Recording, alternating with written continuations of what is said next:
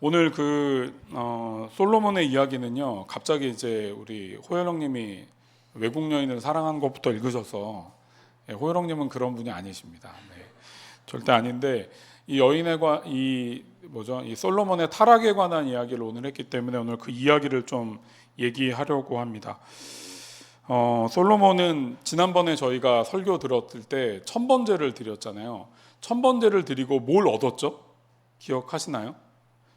위에 그 아이들이 1부 예배 때 딱 얘기하는데 지혜를 얻었다고 얘기했는데 그 말이 맞습니다. 우리 성경에 지혜라고 나오는데 실제로는 이게 듣는 마음이거든요. 그러니까 듣는 마음을 얻었어요. 그러니까 쉽게 말하면 자기 백성들이나 사람들이 하는 얘기를 귀 기어 들을 수 있는, 거기서부터 지혜가 나오는 거기 때문에 솔로몬은 어떤 면에서 침착함, 상대방을 잘 인식하고 듣는 마음, 거기서 선택하고 있는, 얘기할 수 있는 지혜까지를 얻었다라고 말할 수 있습니다. 그런데 이 가장 지혜로웠던 솔로몬이요, 오늘 본문에 보면 이제 가장 빨리 타락하는, 참 되게 충격적으로 타락하는 모습을 보이게 됩니다. 오늘 그 이야기를 좀 하려고 하는데, 타락에는요, 제가 상담을 많이 해보고 성경을 보고 사람이 어떤지를 돌아보게 될 때 우리가 타락할 때는 몇 가지가 있습니다. 단계가 있는데요. 넘겨주시면, 처음에는 타락에는 전조 증상이 있습니다. 언제나 그래요. 처음부터 급격하게 타락하지는 않습니다. 전조 증상이 보이고요. 두 번째는 중독 증상을 보이게 됩니다. 어떤 문제나 어떤 것에 대해서 내가 빠져드는데 이걸 이제 제어가 안 되는 거죠. 세 번째는 타락의 본체를 경험하게, 이제 진짜 타락을 하게 되는 것들의 이 단계를 겪게 되는데, 오늘 솔로몬이 그 길을 걸어가게 됩니다. 우리도 좀 잘 돌아봐야 됩니다. 난 지금 어디에 있을까? 사실 우리는, 사람들이요, 이 타락을 하게 될 때 어디서 인식을 하냐면요, 타락의 본체를 경험할 때 인식해요. 타락의 전조 증상에서 인식을 하면 저렇게까지 안 가거든요. 근데 우리가 언제 인식하냐면, 타락을 이미 경험하고 있을 때, 타락에 이미 한창 빠져 있을 때, 내가 왜 이렇게 됐지? 이렇게 생각을 하게 됩니다. 우리가 오늘 이것들을 좀 솔로몬의 이야기를 통해, 또 다른 왕들의 이야기를 통해 좀 돌아보려고 합니다. 솔로몬의 이야기를 하기 전에 사울의 이야기를 좀 해보려고 하는데요. 사울에게 있어서 이것들을 적용해 본다면, 사울에게 있어서의 타락의 전조 증상은 사람들의 의견을 점점 더 신경 쓰게 된 것이라고 말할 수 있습니다. 이게 여기서 이제 잘 알아야 됩니다. 사람들의 의견을 왕으로서 잘 듣는 건 문제가 되지 않습니다. 그렇죠? 그건 누가 뭐라 그러겠습니까? 그런데 타락의 전조 증상은요, 사람들이 얘기하는 걸 두려워해서 그것들을 어떤 면에서 내 판단의 기준으로 삼게 될 때, 이게 타락의 전조 증상이라고 할 수 있습니다. 근데 이게 되게요, 구별하기가 어려워요. 내가 사람들을 존중해서 저 말을 잘 듣고 있지와, 내가 사람들이 이제 어떻게 반응할까 두려워서 저 사람의 얘기가 뭔지를 듣는 거는 사실은 백지한장 차이인데요. 이 백지한장 차이가 엄청난 변화를 만들어냅니다. 저도 그럴 때가 있어요. 저도 이렇게 제 자신을 잘 돌아보지 않으면 내가 사람들을 존중해서 이야기를 잘 듣는 것과 사람들을 두려워해서 반응하는 것의 차이를 인식하지 못합니다. 근데 이걸 인식하지 못하는데 이 차이가 나중에는요, 완전 다른 길로 가게 됩니다. 저 예전에 우리 호요령님 설교를 들었을 때 기억하시나요? 이렇게 공이 굴러가는데 처음에 진짜 한 1도만 비끄러졌는데 공이 한참을 굴러가면 다른 데 가 있지 않냐. 호요령님이 자신의 그런 걸 돌아보았다고 얘기하신 적이 있는데, 제가 이 본문을 보면서 그런 생각을 되게 많이 했어요. 이 전조가 그런 거예요. 1도가 비틀어져 있어요. 처음엔 큰 차이도 아니고 백지한장의 차이인데요, 이게 나중에 굴러가게 되면 전혀 다른 데에 가 있게 된다는 것이죠. 사람들의 의견을 두려워하면 방향을 두 가지로 갖게 됩니다. 첫 번째는요, 사람들의 의견이 두렵기 때문에 그 의견을 그냥 따르게 됩니다. 사울이 그랬어요. 사울이 사람들을 두려워하니까 사람들이 뭐라 그래요? 아말렉을 다, 회렘의 전쟁을 다 없애라고 하나님이 명령했을 때 아말렉의 좋은 것들을 막 남겨놨잖아요. 그랬더니 사무엘이 와서 막 뭐라고 얘기할 때 사울이 처음에는 변명을 합니다. 근데 나중에는 뭐라 그러냐면, 백성들이 두려워서 그렇게 했다고 얘기해요. 백성들이 얘기했겠죠. 이거 꼭 다 죽여야 돼요? 아, 우리가 전쟁을 힘들게 치렀는데 뭔가 가져가야 되는 거 아니야? 막 이렇게 얘기하는 거를 사울이 진지하게 들었던 것들을 넘어서 이제는 그 이야기를 두려워하게 되자 어떤 일이 벌어집니까? 타락의 전조 증상이 나타나게 됩니다. 사람은 누군가를 두려워하면 그 말을 그냥 듣거나 또 하나는 어떻게 반응하는지 아세요? 그것들을요 강압적으로 화를 내서 그걸 묵살해 버립니다. 이게 두려워하는 두 가지 반응이에요. 두려워하면 그걸 그냥 듣거나 아니면 내 힘으로 그걸 눌러버려요. 왜 누를까요? 두렵기 때문이에요.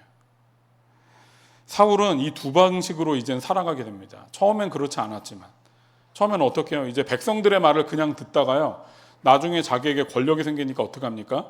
이 성경에 나오는 이야기예요. 사울이 단창을 쥐고 창을 쥐고 이 왕좌에 앉아요. 높은 단을 세워놓고 거기 올라가 앉은 다음에 회의하자 이렇게 말하는 거예요. 이게 뭘 말하는 거예요? 내가 원하는 것과 다른 얘기하면 이 창에 꿰뚫려 죽을 준비하라는 얘기죠. 두려움에 빠진 사람은 그 얘기를 그냥 듣거나 그 이야기를 자기 자신의 힘으로 눌러버립니다. 사울이 처음엔 그러지 않았지만 이 타락의 전조 증상이었던 사람들을 두려워하게 되자 그는 점차 하나님에게서 멀어져 갑니다. 사울의 타락의 본체가 뭡니까? 하나님의 말을 듣지 않아요. 하나님을 더 이상 두려워하지 않습니다. 그리고 어떻게 해요? 자신의 마음대로 자기가 원하는 대로 살아가는 게 사울의 타락의 본체라고 말할 수 있습니다. 두 번째 왕이었던 다윗 이야기를 해볼까요? 저는 다윗의 타락의 전조는요 전쟁 중에 지금 전쟁을 하고 있어요. 자기 부하들이 전쟁터에 나가서 저 왕궁을 공략하고 있거든요. 근데 자기는 지금 어떻게 하고 있어요? 왕궁에서 낮잠 자고 있어요. 그래서 밤에 새벽이 아니죠. 오후에 일어나서 성벽을 막 거늘다 보니까 저기 누가 목욕을 하고 있는 걸 보게 되거든요. 그럼 돌려야 되잖아요. 저는 다윗의 타락의 징조는 그의 게으름과 방심이었다고 생각합니다. 이제 자기 왕이 됐고요. 전쟁을 했는데 질 가능성이 별로 없어요. 이제는 내 힘 정도면 이 나라를 처부수고 살아가는 건 별 문제되지 않지 라고 생각했던 이 방심했던 마음, 이것이 다윗의 타락의 전조였습니다. 그런데 다윗이 어떤 일을 벌입니까? 밧세바를 집으로 데려와서 밧세바와 성관계를 합니다. 이것도 문제죠. 아니 다윗이요 한 번도 그 이전에 부하들의 아내를 뭐 건드리거나 이런 적이 없었잖아요. 근데 갑자기 있잖아요 어디까지 가냐면요 부하의 아내를 데려와서 하룻밤을 잤을 뿐만 아니라 이젠 이 여인이 임신했다는 소식이 들리자 그 남편을 데려다가 살인 교사라고 하죠. 살인에 이르게 하는 일들을 꾸미고요 그를 결국 죽게 만듭니다. 저는 이런 생각을 해봤어요. 이 다윗이 이게 지금 간음에다가 살인 교사까지 한 거잖아요. 그렇게 하고 난 다음에 어느 날 번떡 일어나 아마 이렇게 생각했을 것 같아요. 내가 어쩌다 여기까지 왔지? 내가 어쩌다가 여기까지 왔지? 내가 이렇게 하려고 했던 건 아닌데 내가 어쩌다 여기까지 왔지? 이게 타락의 본체를 맞이한 사람들의 외마디 비명입니다. 사람들이요 전조 증상을 몰라요. 그리고 중독에 빠지는 걸 모릅니다. 그리고 나서 타락의 본체를 경험한 다음에 하는 말은 뭐냐면 내가 어쩌다 이렇게 됐지? 내가 왜 이렇게 된 거야? 라는 외마디 비명을 지르게 됩니다. 솔로몬 얘기로 돌아가 보겠습니다. 솔로몬은 1000번제를 드리고 지혜를 달라고 구해 지혜를 얻습니다. 그때 지혜는 듣는 마음이었어요.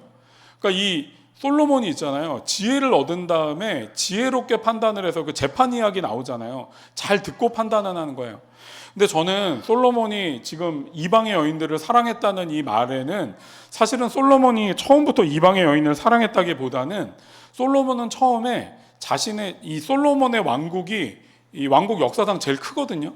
다윗이 지금까지 중에 솔로몬 전에는 제일 컸고 솔로몬이 이걸 더 넓혀갔어요. 왜냐하면 다윗이 너무 강력했기 때문에 주변의 나라들이 다 복속을 해갖고 실질적 지배구역이 솔로몬 때 가장 크게 됩니다. 그런데 있잖아요. 솔로몬이 그 지혜를 갖고 생각을 해봐요. 무슨 생각을 하냐면 나라가 이렇게 커졌는데 이 나라를 온전하게 잘 지배하려면 어떻게 해야 될까? 솔로몬의 지혜가 내놨던 답이 뭐냐면요. 나와 싸웠던 나라들이죠. 그 나라들과 결혼 동맹을 맺는 거예요. 이건 되게 이 역사적으로 많은 왕국들이 했던 이야기잖아요. 예를 들어 내가 어떤 나라가 있는데 내 나라를 안정하게 하려면 저 옆 나라와 결혼 동맹을 맺으면 그 왕의 딸과 뭐 결혼을 했어. 그럼 사실 이제 친족 관계가 되기 때문에 어느 정도는 위협에서 벗어나게 되니까 솔로몬도 지혜롭게 그것들을 생각해내게 됩니다. 그런데 솔로몬의 문제는 뭐냐면 솔로몬이 자신의 지혜에 심취한 나머지 하나님께 묻지 않습니다. 근데 이 지혜로운 정책에는 한 가지 문제가 있는데 하나님께서 이방 여인과 결혼하지 말라고 했던 명령이 그 앞에 있습니다.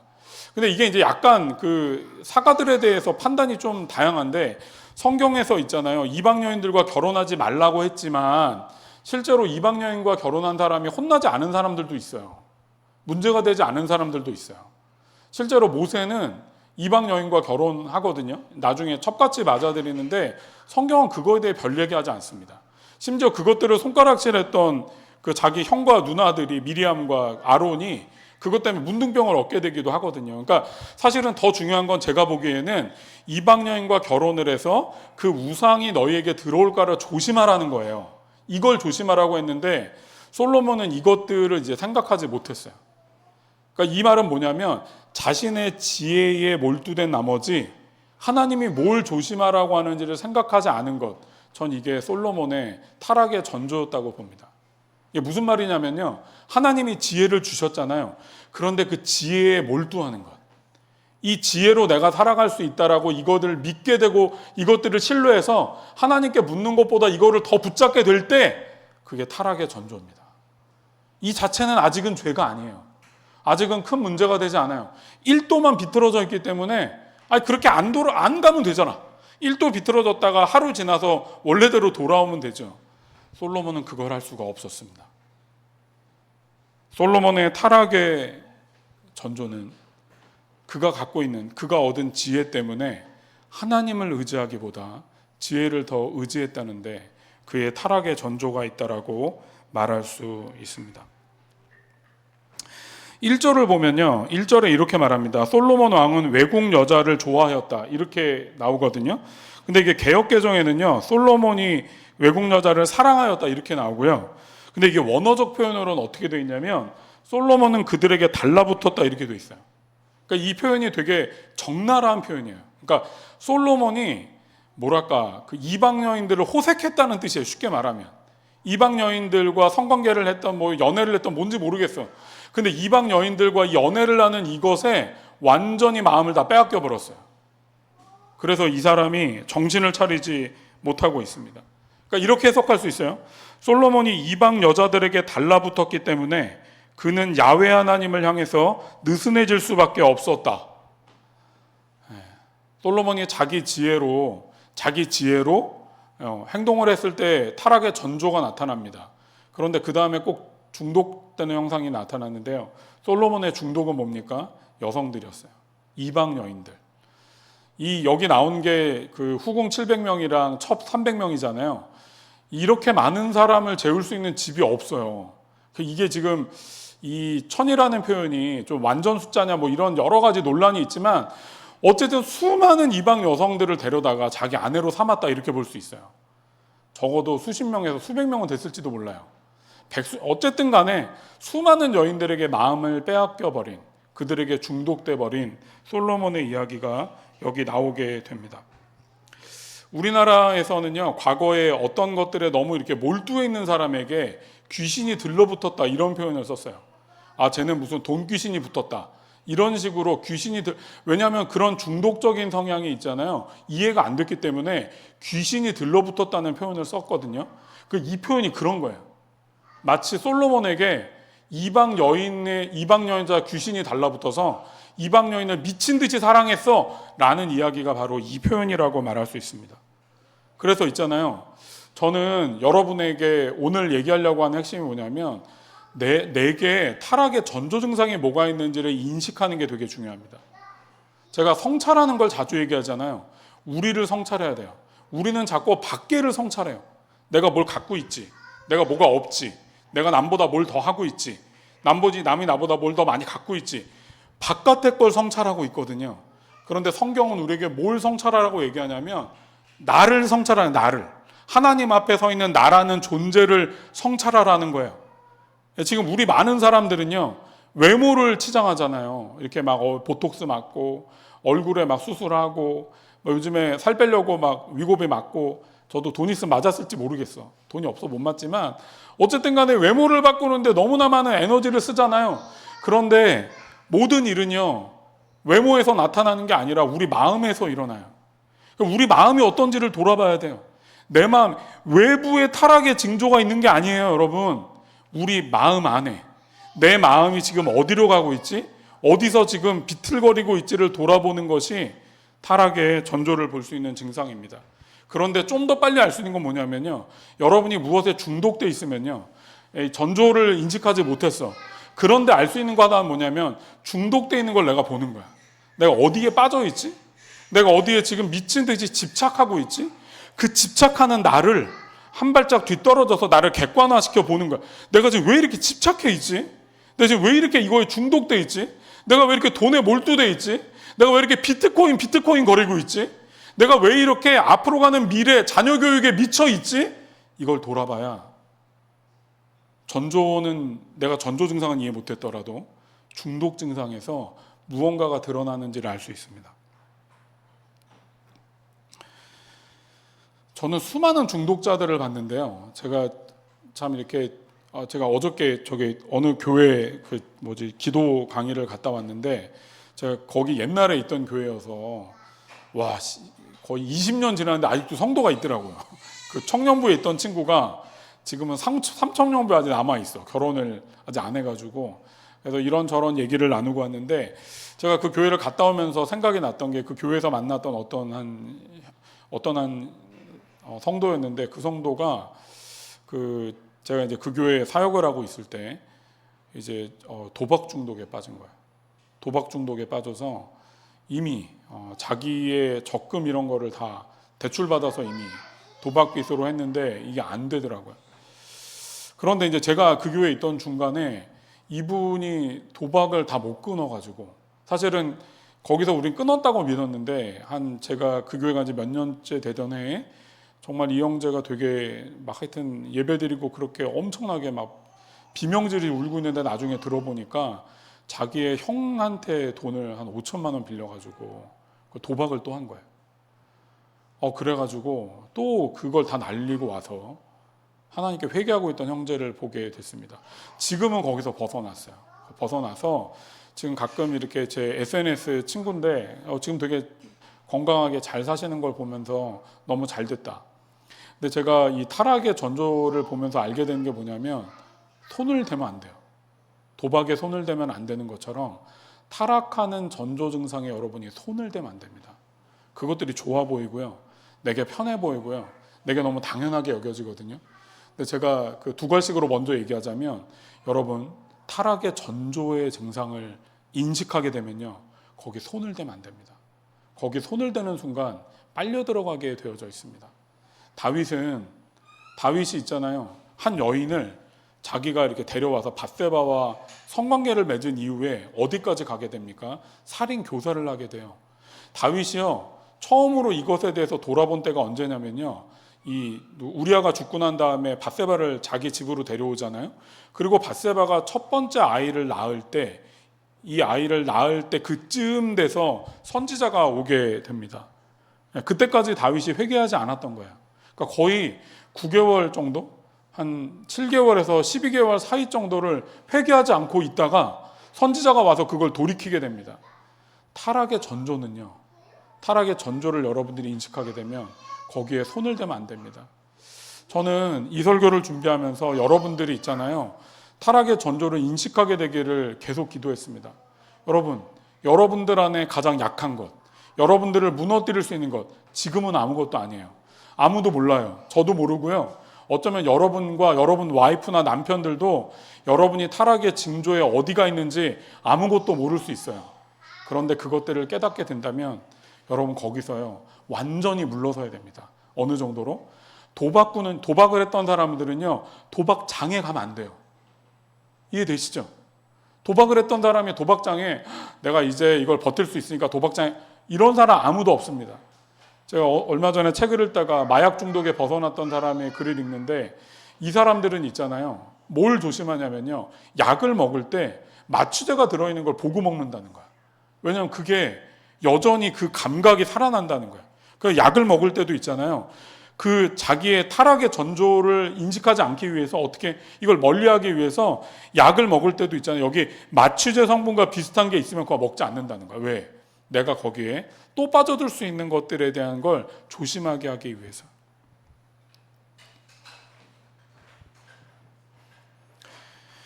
오늘 4절을 보게 되면 솔로몬이 어디까지 가게 되냐면요, 자신이 중독된 그 여인들의 신들을 따르게 되었다고 성경은 말하고 있습니다. 처음엔 그렇게 지혜로웠던 한 인물이 자신의 타락의 전조를 내버려 뒀다가 이방 여인들에게 중독에 빠지게 됐다가 이젠 하나님을 버립니다. 이 사람이 어디까지 가냐면요, 하나님이 꿈에 나타나시거든요, 반응하지 않아요. 저는 이게 참 무섭더라고요. 우리는 우리를 되게 대단하고 괜찮다고 생각할지 모릅니다. 그런데 여러분, 타락은 순간이에요.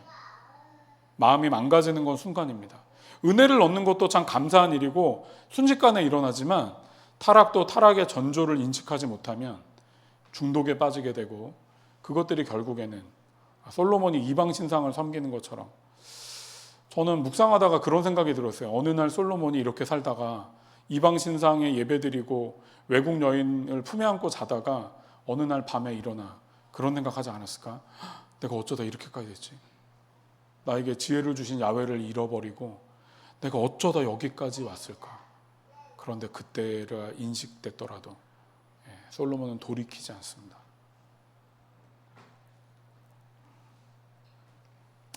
사랑하는 주안의 교회, 우리 사랑하는 성도 여러분에게 꼭 말하고 싶습니다.